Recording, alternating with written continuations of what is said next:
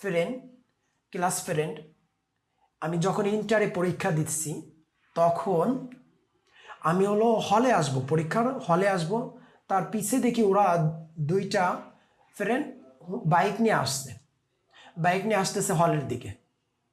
এখন আমি হলে চলে আসছি, প্রশ্ন পাইছি, প্রশ্ন পাওয়ার পরে এবং 1 নম্বর প্রশ্নর অ্যান্সারও দিছি।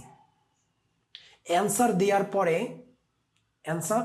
পরে আমাদের প্রিন্সিপাল স্যার যে আছে তার কাছে ফোন আসছে হসপিটাল থেকে এবং ফোনটা আসার পরে বলে আপনাদের কলেজের স্টুডেন্ট হসপিটালে ভর্তি, অ্যাক্সিডেন্ট করছে বাইকে, হসপিটালে ভর্তি, বাইকে অ্যাক্সিডেন্ট করছে, সে পরীক্ষায় অংশগ্রহণ করতে পারবে না।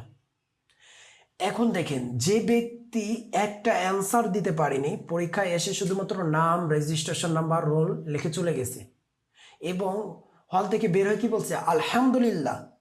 আর যে ব্যক্তি হসপিটালে ভর্তি আছে, যে ব্যক্তি হসপিটালে ভর্তি আছে এবং যে পরীক্ষায় অংশগ্রহণ